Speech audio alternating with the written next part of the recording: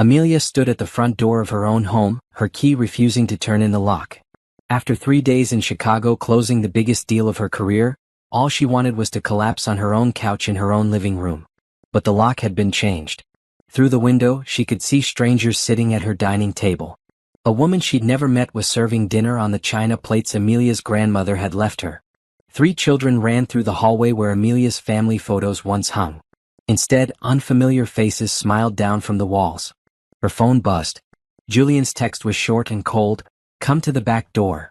Amelia walked around the villa she had inherited from her grandmother 5 years ago. The same villa where she and Julian had planned to raise their own children.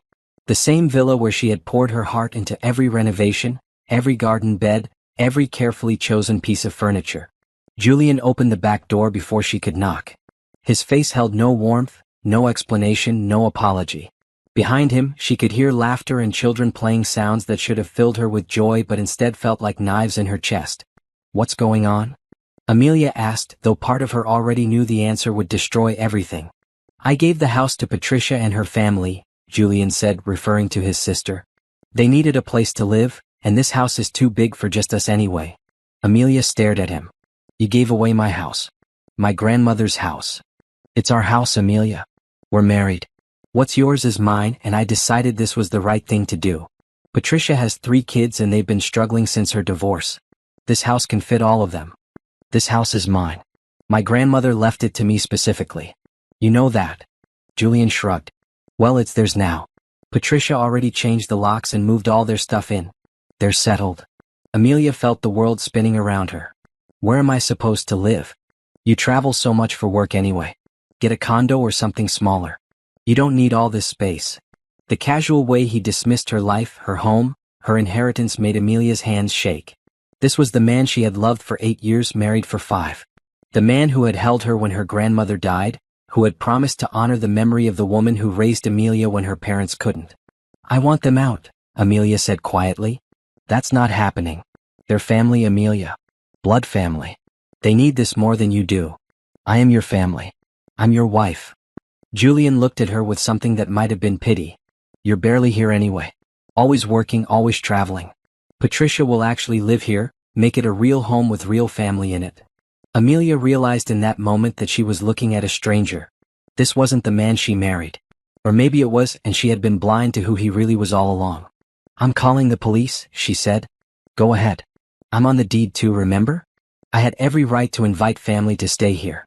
And they're not guests anymore. I transferred my half of the ownership to Patricia yesterday. So technically you're the one who doesn't belong here anymore." The words hit Amelia like a physical blow. She stumbled backward, her mind racing. How was this possible? How had he done this without her knowledge? "You can't transfer property without my signature," she said. Julian smiled, but it wasn't the smile she had fallen in love with. This smile was cold and calculating. "Actually, I can. Turns out there are ways around that when you know the right people." Amelia pulled out her phone and dialed 911, but Julian was right. When the police arrived an hour later, they explained that without clear proof of fraud, this was a civil matter that needed to be handled in court.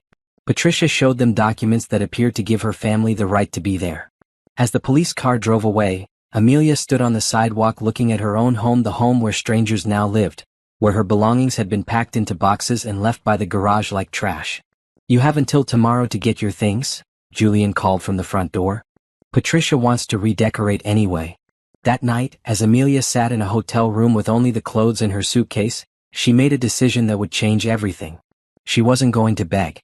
She wasn't going to cry. She wasn't going to let Julian and his family destroy her life. She was going to destroy theirs instead. 2 weeks earlier, Amelia had been standing in this same hotel room preparing for her business trip to Chicago. She remembered calling Julian to say goodbye, remembered him telling her he loved her and to be safe. She remembered believing him.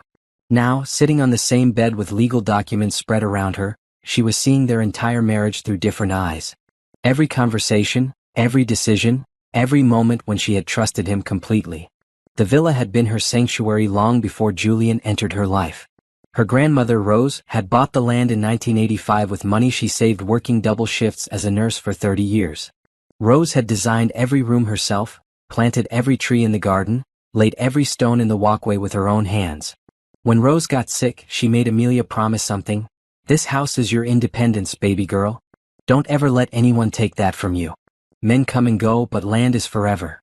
Amelia had been 22 then, fresh out of college and working her first job at a marketing firm. She hadn't understood why her grandmother was so insistent about keeping the house in her name only. Rose had lived through a time when women couldn't even open bank accounts without their husband's permission, and she was determined that Amelia would never be that vulnerable. "Promise me," Rose had said, gripping Amelia's hand with surprising strength despite the cancer ravaging her body. "Promise me you'll never put a man's name on this deed. This house is your safety net. It's your power." Amelia had promised, and she had kept that promise. When she married Julian 3 years later, she had kept the villa in her name alone despite his requests to add him to the deed. He had seemed to understand then, had even said he admired her independence. Now she realized he had been planning this for years. Her phone rang. Rebecca Martinez, the lawyer she had hired that morning, was calling with her first findings. "Amelia, I have some bad news and some worse news," Rebecca said without preamble. "The bad news is that someone did forge your signature on transfer documents. The worst news is that they did a very good job of it." "How is that possible?" "Professional job. Someone who knows what they're doing had access to samples of your real signature and practiced until they could replicate it perfectly. The notary stamp appears legitimate too, which means either they bribed a real notary or they know someone who can forge official seals." Amelia felt sick. "So Patricia legally owns half my house?" "Not exactly. The transfer documents give Julian the right to make decisions about the property, but they don't actually transfer ownership to Patricia. It's more complicated than that, and it's definitely fraud. But proving it and getting immediate relief are two different things." "How long will this take?" "Months, maybe longer. And that's if we can prove the forgery definitively. Meanwhile, Julian's sister has possession of the property, and getting someone out of a house is never quick." Amelia closed her eyes. "What about my things? All my furniture, my grandmother's jewelry, her photos? We'll file an emergency motion for you to retrieve your personal belongings, but Amelia?" Rebecca paused. "I have to ask you something, and I need you to be honest with me. Is there any chance Julian has access to your other accounts? Business accounts, savings, anything?" The question hit Amelia like ice water. Julian handled their household finances. He had access to their joint checking and savings accounts, but more importantly, he was listed as an emergency contact on her business accounts. Her successful marketing consultancy had grown rapidly over the past 3 years, and she had trusted Julian to help manage the administrative side while she focused on clients. "Oh God," Amelia whispered. "What is it?" "He has access to everything. My business accounts, my retirement funds, everything. He said he was helping me by managing the paperwork while I traveled. We need to check those accounts immediately. Do you have online access?" Amelia grabbed her laptop with shaking hands. Her business checking account, which should have had nearly $200,000 from recent client payments, showed a balance of $3,000. Her savings account was empty. Her retirement fund had been closed entirely. "Rebecca," Amelia said, her voice barely a whisper, "he took everything. How much are we talking about?" Amelia quickly calculated in her head. Between her business earnings, personal savings, and retirement funds, Julian had accessed nearly $500,000. "Everything I've worked for my entire adult life," she said. "It's all gone." For the first time since this nightmare began, Amelia started to cry. Not just for the money, though that was devastating enough. She cried for the years she had spent building a life with someone who had been systematically planning to destroy her. She cried for her grandmother, who had tried to protect her from exactly this situation. She cried for the trust that had been shattered so completely she wasn't sure she would ever be able to trust anyone again. But as she cried, something else was building inside her. Something harder and more determined than grief. Julian had made a mistake. He had been so focused on taking everything from her that he hadn't considered what she was capable of when she had nothing left to lose. He was about to find out. Rebecca's law office was nothing like the corporate lawyers Amelia was used to dealing with in her business. This was a small practice in a converted house, with mismatched furniture and coffee stains on the carpet. But Rebecca Martinez had something the expensive downtown lawyers didn't have. She was furious on Amelia's behalf. "I've seen this before," Rebecca said, spreading bank statements across her desk. "Men who think they're smarter than the system, who think their wives are too trusting or too busy to notice what's happening to their own money. How did I not see this?" Amelia asked, staring at months of withdrawal she had never authorized. "How was I so stupid?" "You weren't stupid. You were in love with someone who was systematically lying to you. There's a difference. Rebecca pulled out a thick folder. I've been doing some research on your husband and his family. Want to know what I found? Amelia nodded, though she wasn't sure she was ready for more bad news. Julian's sister Patricia has declared bankruptcy twice in the past 10 years. Both times, assets mysteriously disappeared before creditors could claim them. His brother-in-law Tony has been investigated for insurance fraud 3 times, though never convicted. And Julian himself has had his real estate license suspended twice for irregular transactions. I never knew any of this, because they're good at hiding it. But here's the interesting part: every time one of them gets in financial trouble, the others rally around to help. They move money, transfer property, create shell companies. It's a family business. Amelia felt a chill run down her spine. You think this was planned from the beginning? I think Julian targeted you specifically because you had assets they wanted. A successful business, inherited property, and most importantly, you travel frequently for work, which gave him unsupervised access to your finances. The thought that her marriage had been a lie from the very beginning was almost too much to bear. But Rebecca wasn't finished. There's more. I hired a private investigator yesterday. Don't worry about the cost. We'll get it back from them eventually. Julian has been having an affair with his coworker Nina Rodriguez for at least 8 months. They've been using your money to pay for hotel rooms, expensive dinners, even a weekend trip to Miami last month. Amelia stared at the photographs the investigator had taken. Julian and a beautiful woman with long dark hair, laughing over champagne at a restaurant Amelia recognized. She had eaten there with Julian just a few months ago for their anniversary. He had paid with a credit card linked to her business account. He used my money to take another woman to our anniversary restaurant, she said quietly. Men like Julian always get careless when they think they're winning, Rebecca said. And that's going to be his downfall. What do you mean? Rebecca smiled, and for the first time since this nightmare began, Amelia felt a spark of hope. Julian made several mistakes. First, he moved too fast. If he had been smarter, he would have slowly siphoned money over years, small amounts that you might not notice. Instead, he got greedy and took everything at once, which creates a clear paper trail. Second, he involved too many people. Patricia, Tony, Nina, the notary who helped forge your signature, probably others. The more people involved in a fraud, the more likely someone is to make a mistake or get scared and talk. Third, and most importantly, he underestimated you.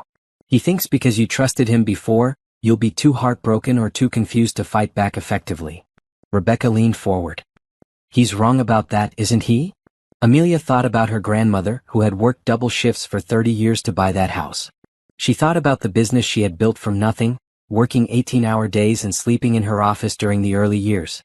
She thought about every sacrifice she had made to build the life Julian had stolen from her. Yes, she said firmly. He's very wrong about that. Good. Because what we're going to do next requires you to be strong, smart, and absolutely ruthless. Are you ready for that? Amelia nodded. First, we're going to freeze every account Julian has access to. I've already started the paperwork. By tomorrow morning, he won't be able to access a penny of the money he stole. Second, we're going to file criminal charges for forgery, fraud, and theft. This isn't just a divorce anymore, Amelia. This is a criminal case. Third, we're going to use his affair against him. In this state, adultery affects property division in divorce proceedings. Nina's employer should also be very interested to know that their employee has been participating in fraud. And finally, Rebecca's smile turned predatory, we're going to let Julian think he's winning right up until the moment we destroy him. That night, Amelia sat in her hotel room making lists. Lists of every account Julian had access to, every piece of property they owned together, every person who might have information about his illegal activities.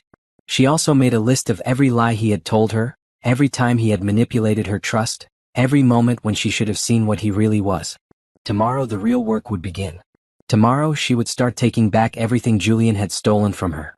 But tonight, she allowed herself one last moment of grief for the marriage that had never really existed, and the man she had loved who had turned out to be a stranger. Then she put the grief away forever. The next morning, Amelia woke up to 17 missed calls from Julian. She let them all go to voicemail, then listened to them while drinking coffee and taking notes. The first few messages were angry. What did you do to our accounts? I can't access anything. Then confused, Amelia, there must be some mistake. Call the bank and fix this. Then desperate, please call me back. We need to talk about this. Patricia's kids need groceries. By the final message, Julian's voice had changed completely. Gone was the cold, dismissive tone from 2 days ago. Now he sounded panicked. Amelia, please. I know you're upset about the house, but freezing our accounts hurts Patricia's family too. Those kids don't deserve this. Call me. Amelia deleted all the messages without responding. Rebecca had been right. Julian was only as confident as his access to money allowed him to be. Her phone rang again. This time it was Rebecca. The investigator found something big, Rebecca said without preamble. Can you meet me at my office in an hour? When Amelia arrived, she found Rebecca with a man in his 50s wearing a rumpled suit and a satisfied expression. Amelia, meet Detective Frank Morrison. He specializes in financial crimes, and he's very interested in your husband's activities. Detective Morrison shook her hand. Mrs. Sterling, I've been tracking Julian's family for 2 years. They've been running sophisticated financial scams across 3 states, but we've never been able to make anything stick. Until now. He opened a laptop and showed Amelia a series of bank records and property transfers. Julian isn't just stealing from you. Over the past 5 years, he's helped his family defraud at least 12 other people out of their homes and savings. They have a system. What kind of system? Julian finds the targets usually successful women who travel for work or have inherited property. He builds relationships with them, gains their trust, gets access to their finances. Meanwhile, Patricia and Tony handle the paperwork side, forging documents and bribing officials to make fraudulent transfers look legitimate. Amelia felt sick. How many women? That we know of? Well, that we suspect. Probably twice that many. You're not the first successful woman Julian has married, Amelia. You're just the latest. The room spun around her. He was married before? Twice. Both times to women with significant assets. Both marriages ended with the women losing everything and Julian's family gaining property and money. Detective Morrison showed her photographs of 2 other women. Both were successful professionals, both beautiful, both looked devastated in their police report photos. Where are they now? Sarah Chin is working as a waitress in Portland, trying to rebuild her credit. Linda Williams moved back in with her parents in Ohio. Julian's family destroyed their lives so completely that neither woman has recovered financially. Amelia stared at the photographs. These women looked like her: confident, successful, independent. And Julian had targeted all of them for the same reason. Why hasn't he been arrested? Because he's smart about it. He makes sure the marriages are legal, he gets legitimate access to accounts, and he's careful about the forgery. By the time the women realize what's happening, he's already moved the money through so many accounts and shell companies that it's nearly impossible to trace. But you said this time is different? Detective Morrison smiled. This time Julian got sloppy. Maybe because you have more money than his previous targets, maybe because he's getting overconfident. But he made mistakes. Rebecca pulled out another folder. The private investigator followed the money trail. Julian didn't just steal from you, he's been using your accounts to funnel money to his family's other schemes. Your business account was used to make payments to shell companies that don't exist, to pay bribes to officials, even to buy property in other states that Julian's family then sold to new victims. Which means, Detective Morrison continued, you're not just a victim anymore. You're a witness to ongoing criminal enterprise. And that gives us the evidence we need to bring down the entire family. Amelia felt something she hadn't experienced in days: hope. What happens now? Now we build a case that will put Julian and his family in prison for a very long time. But I need you to do something that might be difficult. What? I need you to pretend that nothing has changed. Julian can't know that we're investigating him. If he gets spooked, he'll disappear and we'll lose our chance to help all the other women he's hurt. Rebecca leaned forward. It means going back to him, Amelia. Pretending to forgive him, pretending to work things out. Can you do that? Amelia thought about Sarah Chin serving tables in Portland, about Linda Williams living with her parents, about the 11 other women whose lives Julian had destroyed. She thought about her grandmother's house, where Patricia's children were sleeping in beds bought with stolen money. She thought about Nina, laughing over champagne paid for with Amelia's earnings. Yes, she said firmly. I can do that. It might take weeks or even months to gather all the evidence we need. I don't care how long it takes. Detective Morrison closed his laptop. One more thing, Amelia. When this goes down, it's going to be big. National news big. Julian's family has been operating in multiple states, stealing millions of dollars. Are you prepared for that level of attention? Amelia had spent her entire career helping companies manage their public image during crisis situations. She knew how to handle media attention, how to control a narrative, how to turn public scrutiny into an advantage. "Detective Morrison," she said, "I've been preparing for this my entire professional life. I just didn't know it until now." As she left Rebecca's office, Amelia's phone buzzed with another message from Julian. "Please come home.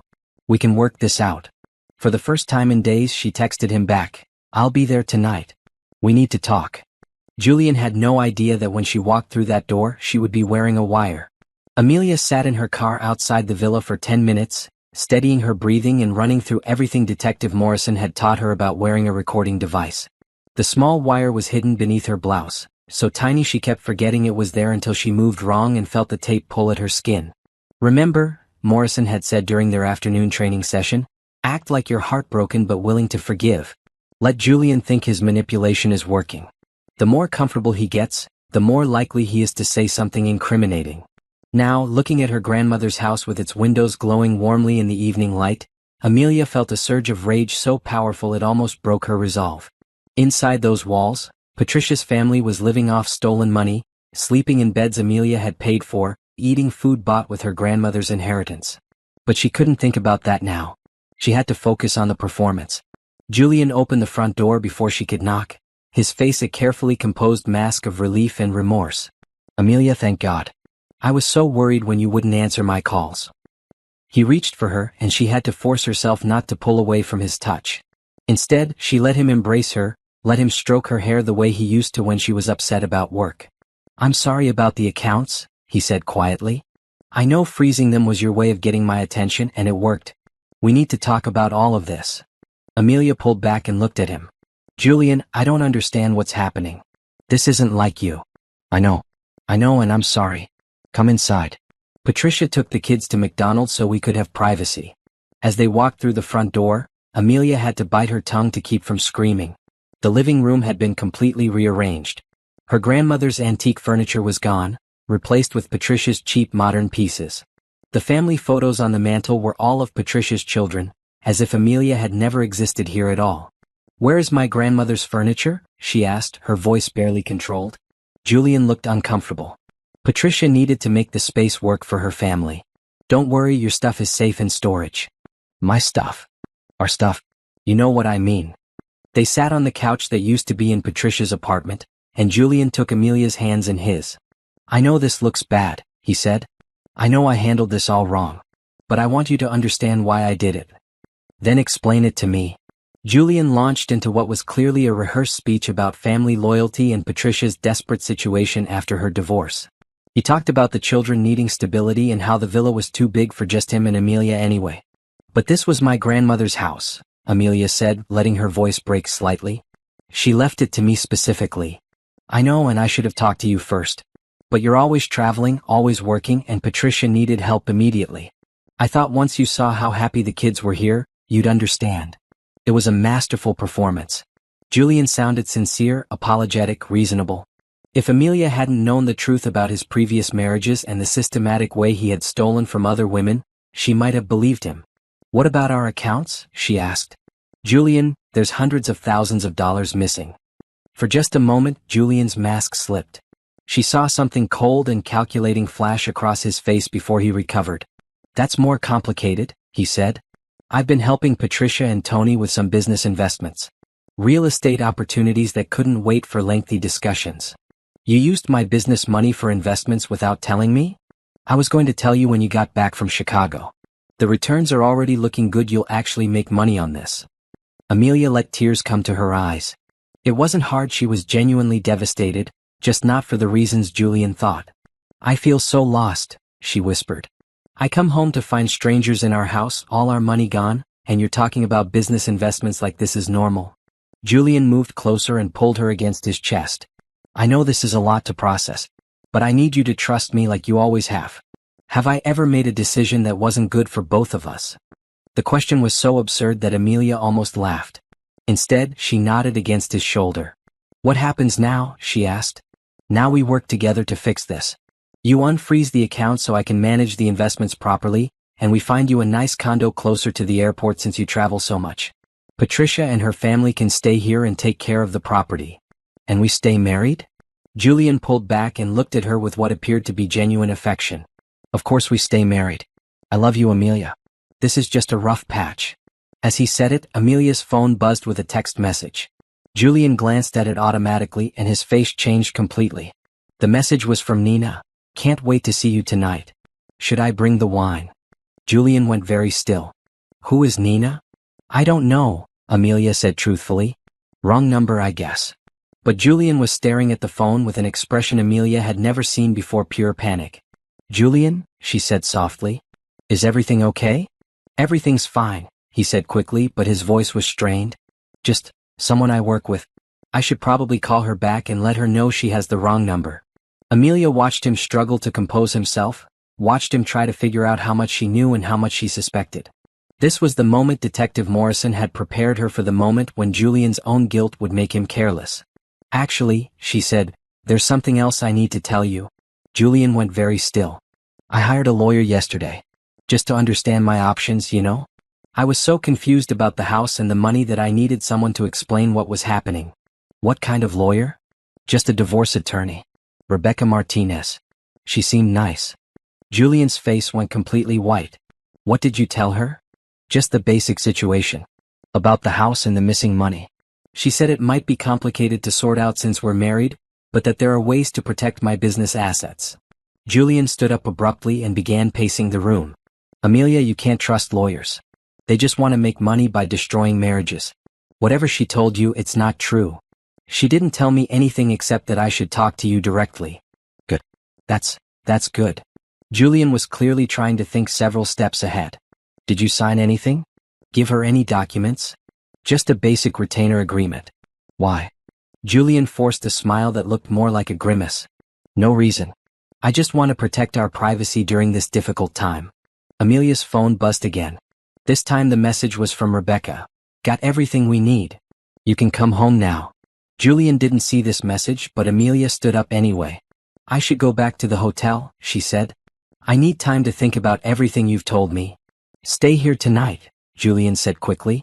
We have a guest room you can use. I want to keep working through this together. I think I need space right now. Julian grabbed her arm, not hard enough to hurt but firm enough to stop her from leaving.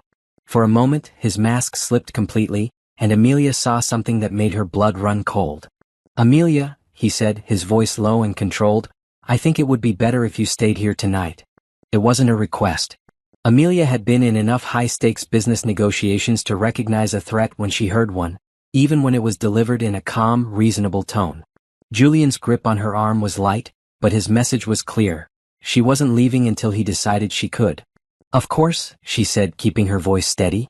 You're right. We should keep talking. Julian's smile returned, but it didn't reach his eyes. I'll make us some dinner. Patricia left groceries. As he moved toward the kitchen, Amelia caught sight of herself in the hallway mirror. She looked pale and shaken, which was perfect for the role she was playing. But behind her eyes she could see something Julian couldn't, cold, calculating fury. She followed him into the kitchen, her kitchen, with the granite countertops she had chosen and the backsplash she had installed herself. Patricia had already redecorated here too, covering Amelia's carefully chosen color scheme with cheap roosters and country-themed decorations. Wine? Julian asked, pulling a bottle from the refrigerator. Amelia shook her head. She needed to stay completely alert. Julian poured himself a large glass and sat across from her at the kitchen table. I've been thinking about what you said about needing time and space. And I realize I've been selfish. What do you mean? I've been so focused on helping my family that I forgot about your feelings. That's not fair to you. Amelia nodded encouragingly, hoping he would keep talking. The truth is, this whole situation has been more complicated than I let on. Patricia and Tony have been having serious financial problems, worse than I told you. They were about to lose their apartment, and the kids would have ended up in foster care. It was a compelling story, designed to appeal to Amelia's compassion. But she remembered what Detective Morrison had told her about Julian's previous targets. He always had a sob story to justify his theft. That must have been so stressful for you, she said. Julian's shoulders relaxed slightly. It was. And when that real estate opportunity came up, I saw a chance to help them and make us money at the same time. But I had to move fast, and I knew if I explained everything, you'd want to research it and think it over, and we'd lose the opportunity. What kind of real estate opportunity? Julian hesitated for just a moment. Commercial properties in Florida. Tony has connections down there, people who know about deals before they hit the market. Amelia filed that information away. Detective Morrison would be interested to know Julian was claiming connections in Florida. That sounds promising, she said. When will we see returns on the investment? Soon. Maybe a few months. The important thing is that Patricia's family is stable now, and we're going to make a lot of money. Julian reached across the table and took her hand. I know I should have discussed it with you first. But I also know that if I had, you would have said yes anyway because you're generous and you love me. The manipulation was so smooth, so practiced, that Amelia could see how his previous victims had fallen for it.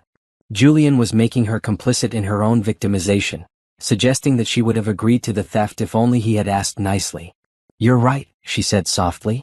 I would have wanted to help Patricia's children. Julian squeezed her hand.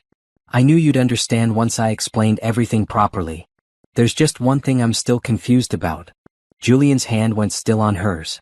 What's that? The paperwork for the house transfer. How were you able to do that without my signature? For a long moment, Julian said nothing. Amelia could practically see his mind working, trying to decide how much truth he could afford to tell. That's more complicated, he said finally. I'm not going anywhere. We have all night to talk. Julian drained his wine glass and poured another. Okay, but you have to promise not to get upset. I promise. I had to forge your signature. The admission hung in the air between them. Amelia felt her heart racing, but she kept her expression neutral. You forged my signature? I knew you'd say yes if you were here, but you were in Chicago and Patricia needed the security of knowing the house was really theirs. So I practiced your signature until I could do it well enough to fool the notary. Julian, that's illegal. Technically, yes. But morally? I was just doing what you would have done if you were here. The casual way he dismissed committing fraud made Amelia's stomach turn. But she nodded as if she understood. Have you had to forge my signature before? Another long pause. A few times for the investment paperwork. But only when you were traveling and we couldn't wait. How many times? Julian was getting uncomfortable now, shifting in his chair and avoiding her eyes. Does it matter? The important thing is that everything I did was for our benefit. I'm just trying to understand the whole situation. Maybe 15 or 20 times over the past year. But Amelia, you travel constantly. If I waited for you to be home to sign every piece of paperwork, we'd miss out on opportunities. 15 or 20 forgeries. Detective Morrison was going to be very interested in that number. What about Nina? Amelia asked quietly. Julian went completely still. What about her? That text message earlier. She seemed to know you pretty well. She's just a coworker. Julian, I'm trying to trust you here, but you need to be honest with me. Are you having an affair? The question hung between them like a loaded gun. Julian's face cycled through several expressions: denial, anger, calculation, and finally, something that might have been relief. Yes, he said quietly. I've been seeing Nina for a few months. Amelia let tears come to her eyes again. How could you? Because you're never here. Julian's voice rose. You're always working, always traveling, always putting your career before our marriage. Nina appreciates me. She makes time for me. So this is my fault? I'm not saying it's your fault, but when was the last time we had dinner together? When was the last time you took a weekend off just to spend time with me? It was classic abuser logic, turning his betrayal into her failure. But Amelia played along. You're right, she whispered. I have been working too much. Julian's anger faded as quickly as it had appeared. I didn't want to hurt you. That's why I didn't tell you about Nina. I thought maybe once your business was more established, you'd have more time for us, and things with Nina would just end naturally. Do you love her? Julian considered the question seriously. I care about her. But I love you, Amelia. You're my wife. Nina is just temporary. The callousness of his answer, reducing his affair to a temporary convenience, made Amelia want to scream. Instead, she nodded. What happens now? Now we fix our marriage. You scale back your travel, maybe hire someone to handle the day-to-day business operations. I'll end things with Nina. We'll move past this. And Patricia's family stays in the house? For now, yes. But we can look for a nice place for just us. Somewhere smaller, easier to maintain. Amelia stood up and walked to the window overlooking the garden her grandmother had planted. In the darkness, she could just make out the rose bushes Rose had tended so carefully, now overgrown and neglected. I need to use the bathroom, she said. Of course. You know where it is. As Amelia walked upstairs, she passed the master bedroom where she and Julian had slept for 5 years. The door was open, and she could see that Patricia had already moved her own things into the space. Amelia's clothes were gone, her books were gone, even her side of the bed had different pillows. In the bathroom, her bathroom, with the tile she had chosen and the mirror she had hung, she stared at her reflection and whispered to the recording device hidden under her blouse. "Did you get all that?" She couldn't hear any response, but she knew Detective Morrison and his team were listening to every word. By now, they had Julian confessing to forgery, adultery, and conspiracy to commit fraud. When she came back downstairs, Julian was on the phone in the kitchen, speaking in low, urgent tones. "I don't care what it costs," he was saying. "We need to move faster than planned." "Yes, she knows about the lawyer." "No, she doesn't suspect anything else, but we can't take chances." He hung up quickly when he saw Amelia. "Work call," he said with a forced smile. "Crisis at the office." "This late?" "You know how it is in real estate. Deals don't keep regular hours." But Amelia had been married to Julian for 5 years, and she knew his work schedule. Real estate agents in their city didn't take crisis calls at 9 o'clock at night. "I think I should go back to the hotel," she said. "Absolutely not." Julian's voice was sharp. "We're making progress here. I don't want to lose momentum." "Julian, I'm exhausted. This has been the hardest week of my life." "Then sleep here. In the guest room. We can continue talking in the morning." Again, it wasn't really a request. And this time, Julian moved between her and the front door. "I really would prefer." "Amelia." Julian's voice was quiet but firm. "You're staying here tonight." As he said it, Amelia heard a car pull into the driveway. Through the kitchen window, she could see Patricia getting out of a minivan with her 3 children. Perfect timing. Now Amelia was trapped in a house with Julian's entire family, and no one knew where she was except the FBI team listening to her wire. She hoped they were close by. Patricia walked through the front door like she owned the place, which Amelia supposed she now did, at least on paper. Her 3 children ages 8, 10, and 12 ran past Amelia without acknowledgement, as if she were a stranger in her own home. "How did the talk go?" Patricia asked Julian, not bothering to lower her voice. "Good. Amelia understands the situation now." Patricia looked at Amelia with something that might have been pity. "I'm sorry this has been so hard for you. But you'll see, this arrangement works better for everyone." "Where will I live?" Amelia asked, playing her role as the confused, abandoned wife. "There are some lovely condos downtown," Patricia said brightly. "Much more suitable for a single professional woman. But I'm not single. Julian and I are working things out." Patricia and Julian exchanged a look that made Amelia's blood run cold. "Of course you are," Patricia said. "I just meant, independent. Career-focused." Tony appeared in the doorway, still wearing his work clothes. He was a big man with calloused hands and suspicious eyes that immediately focused on Amelia. "She staying the night?" he asked Julian. "Yes. We have more to discuss in the morning." Tony nodded. "Kids, go upstairs. Adults need to talk." As the children disappeared upstairs, the atmosphere in the room changed completely. Gone was any pretense of family concern or innocent misunderstanding. Amelia found herself facing 3 people who were looking at her like a problem to be solved. "Sit down, Amelia," Tony said, and it definitely wasn't a request. She sat on the couch, Patricia's couch, and tried to look smaller and more vulnerable than she felt. "Julian told us you hired a lawyer," Patricia said. "Just to understand my options." "What kind of options?" Tony asked. "I don't know. That's why I hired her. This is all very confusing for me." Patricia sat down across from Amelia. "Here's the thing, sweetie. This situation is only confusing if you make it confusing. Julian explained everything to you. The house transfer was necessary to help my family. The money was invested to benefit everyone. You can accept that and move on, or you can make trouble for everyone." "I don't want to make trouble." "Good. Because making trouble would be very bad for you." The threat was subtle but unmistakable. Amelia felt the recording device under her blouse and hoped it was picking up every word. "What do you mean?" Tony leaned forward. "We mean that sometimes, when marriages fall apart, bad things happen to people's reputations. Business relationships get damaged. Credit gets ruined. People find out things that maybe they didn't want public." "What things?" "Well," Patricia said with false sweetness, "Julian mentioned that your business has some irregularities in the bookkeeping. Client money mixed with personal accounts, tax filings that might not be completely accurate. The kind of things that could ruin a marketing consultant's career if the wrong people found out." Amelia's heart sank. They were setting her up, creating false evidence of wrongdoing that they could use to destroy her reputation if she fought back. That's not true, isn't it? Julian pulled out a folder. Because I have documentation showing some very questionable financial practices. Things that might interest the IRS.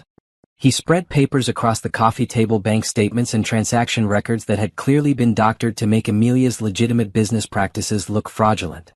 Of course, Julian continued, these irregularities could be explained as honest mistakes. Especially if you cooperate with resolving our current situation amicably. What does amicably mean? It means you drop the lawyer, Tony said. You accept that the house belongs to Patricia's family now. You don't make waves about the investments Julian made with your business money. And you move on with your life. And if I don't? Patricia smiled. Then things get very unpleasant for you. The IRS investigation, the damage to your business reputation, the divorce proceedings where all these financial irregularities come to light. You'll be lucky to get a job at McDonald's when we're done with you. Plus, Julian added, Nina has been recording some very interesting conversations about your business practices. Things you told me in confidence about cutting corners with client accounts, avoiding taxes, hiding income. She'd be a very credible witness in court. Amelia felt a surge of rage so powerful she almost broke character. They hadn't just stolen her money and her house, they had spent months creating evidence to frame her for crimes she had never committed. You've been planning this for a long time, she said quietly. We've been protecting our family, Patricia said. Sometimes that requires long-term thinking. Tony stood up and walked to the window. It's getting late. I think Amelia should get some rest. Big day tomorrow. What happens tomorrow? Tomorrow you call your lawyer and fire her, Julian said. Then you sign some paperwork making all of this official and legal. Nice and clean. And if I refuse? The three of them looked at each other and Amelia saw something that made her skin crawl. They had done this before. Many times. You won't refuse, Patricia said confidently. Because you're smart enough to know when you're beaten. As they escorted her upstairs to the guest room, her former home office, now stripped of everything that had made it hers, Amelia caught sight of herself in the hallway mirror again. She still looked pale and defeated, exactly the way they expected her to look. But behind her eyes she was calculating. They had made a crucial mistake tonight. In their confidence, they had admitted to creating false evidence, to witness tampering, to a criminal conspiracy that went far beyond simple fraud. Detective Morrison now had everything he needed to destroy them completely. Sleep well, Julian said as he closed the guest room door. Amelia heard the unmistakable sound of a lock clicking. She was trapped, but she wasn't helpless. She walked to the window and looked out at the garden where her grandmother had taught her that the most beautiful flowers often grew from the darkest soil. Tomorrow Julian and his family would find out what grew from the seeds they had planted tonight. Amelia barely slept. Every time she started to drift off, she would hear voices downstairs, Julian, Patricia, and Tony talking in low, urgent tones about plans and timelines and contingencies. She couldn't make out specific words, but the tone was unmistakably that of people coordinating a criminal enterprise. At 6 a.m, she heard cars pulling into the driveway. Multiple cars. By 6:15, someone was pounding on the front door. FBI. Open up. Amelia smiled for the first time in a week. She could hear chaos downstairs, running footsteps, doors slamming, Julian's voice raised in panic. The guest room door was still locked, but that didn't matter now. FBI. This is a search warrant. The front door burst open, and Amelia could hear Detective Morrison's voice directing his team. Julian Sterling, you're under arrest for wire fraud, money laundering, and conspiracy to commit theft. Patricia Williams, Tony Williams, you're both under arrest for fraud and conspiracy. This is a mistake. Julian shouted. We haven't done anything wrong. Tell it to the judge, Morrison replied. There was a knock on the guest room door. Mrs. Sterling? This is Detective Morrison. Are you okay? I'm fine, but the door is locked. Stand back from the door. A moment later, the door flew open. Detective Morrison stood in the hallway with 2 FBI agents behind him.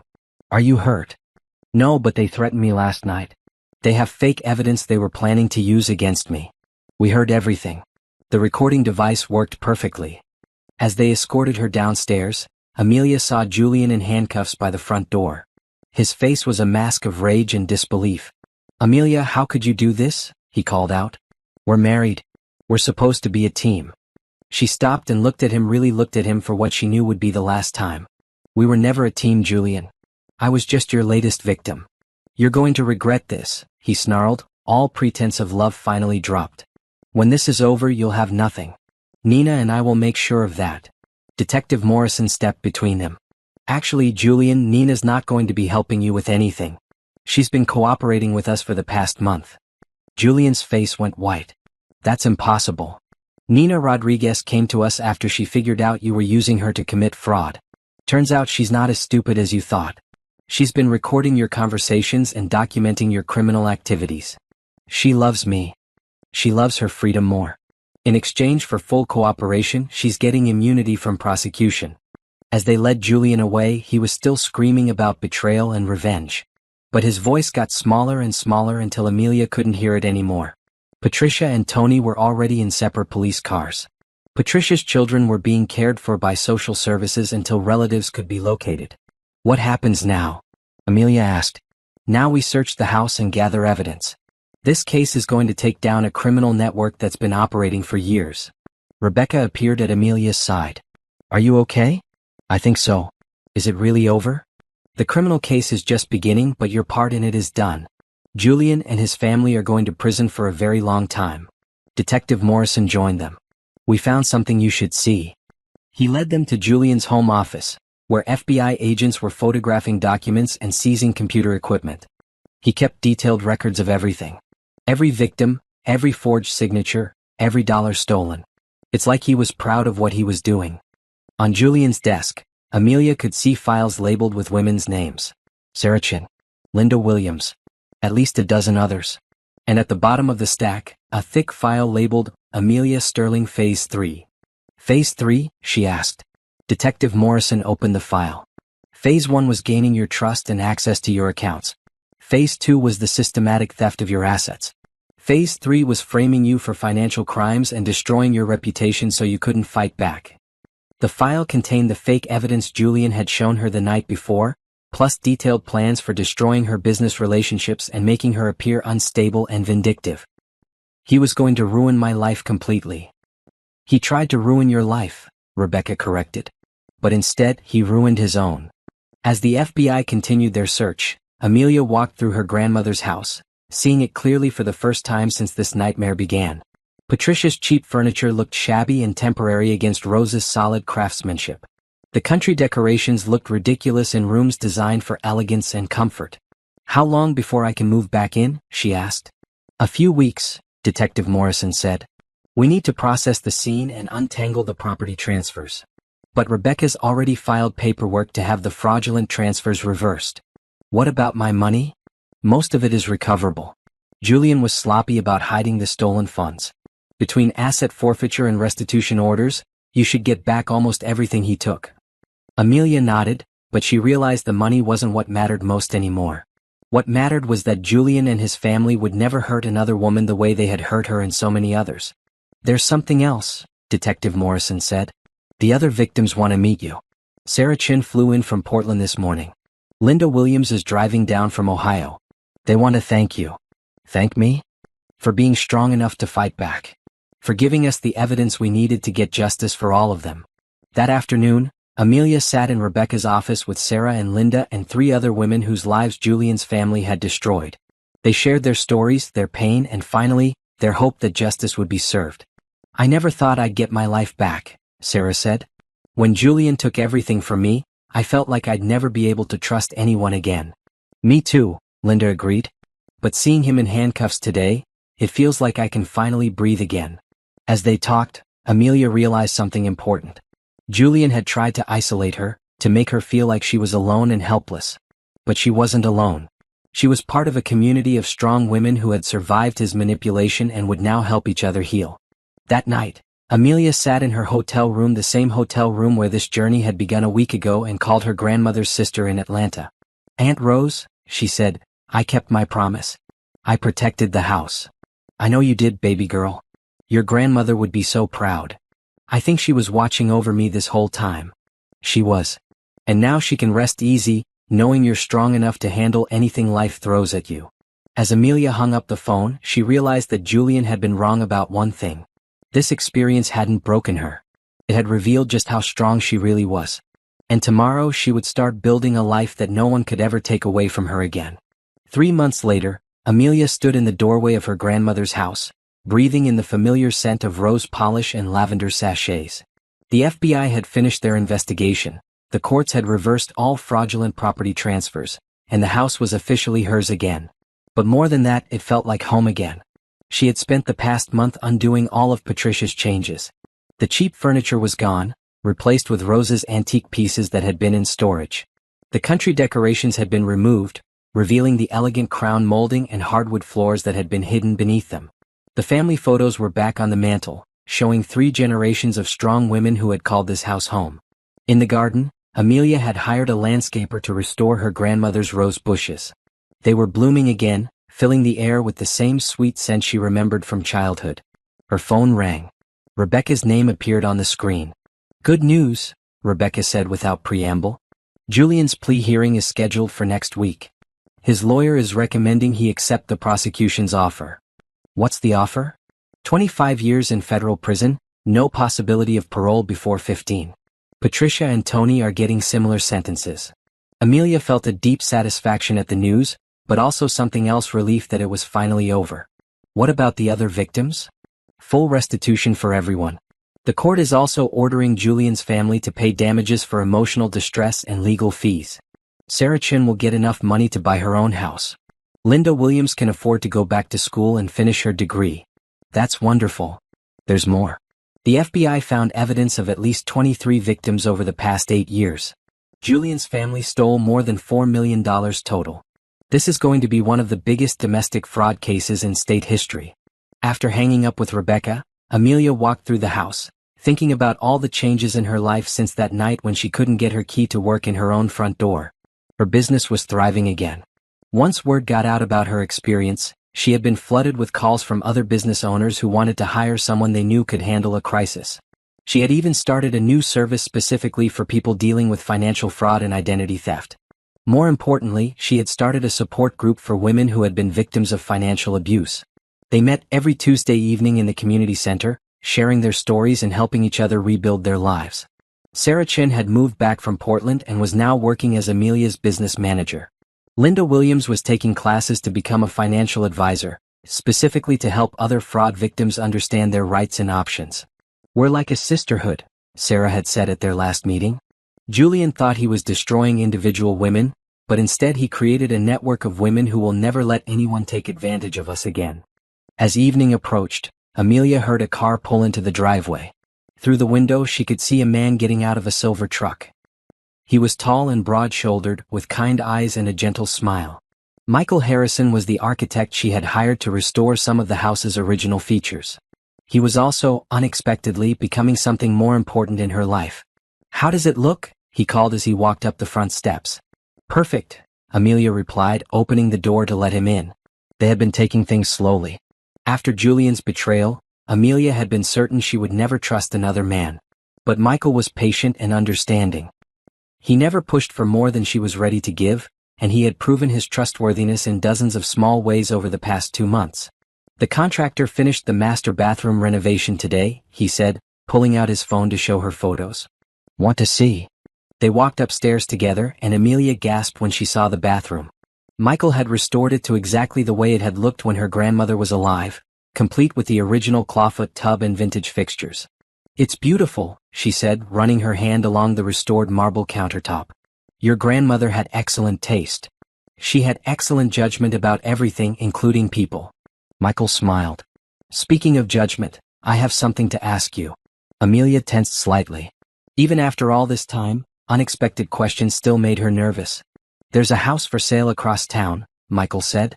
"Victorian needs a lot of work, but the bones are good. I was thinking about buying it and restoring it myself." "That sounds like a great project. I was wondering if you'd like to help me design the restoration. As a business partner, I mean. We could flip it together." Amelia considered the offer. Working with Michael on a business project would be a safe way to spend more time with him while keeping clear professional boundaries. "I'd like that," she said. "Good. Because I was also wondering if you'd like to have dinner with me tomorrow night. Nothing fancy, just that little Italian place downtown." Amelia looked at Michael's face, searching for any sign of the manipulation she had learned to recognize in Julian. But Michael's expression was open and honest, with no hidden agenda behind his invitation. "I'd like that too," she said. As they walked back downstairs, Amelia's phone buzzed with a text message. For a moment, her heart raced even after 3 months. Unexpected messages still triggered anxiety. But this message was from Nina Rodriguez. Saw the news about Julian's plea deal. Thank you for being brave enough to fight back. I'm sorry I was part of hurting you, even unintentionally. Amelia showed the message to Michael. Julian's ex-girlfriend, she explained. She helped the FBI build their case. Are you going to respond? Amelia thought about it for a moment, then typed back, "Thank you for choosing to do the right thing." That took courage too. As they reached the front door, Michael paused. "Amelia, can I ask you something personal?" Her defenses went up slightly. "What? Are you happy?" The question caught her off guard. Was she happy? 3 months ago, she would have said happiness was impossible after everything Julian had put her through. But now, standing in her grandmother's house with a man who treated her with respect and kindness, surrounded by friends who understood her journey, running a business that was more successful than ever. "Yes," she said, surprised by the truth of it. "I think I am."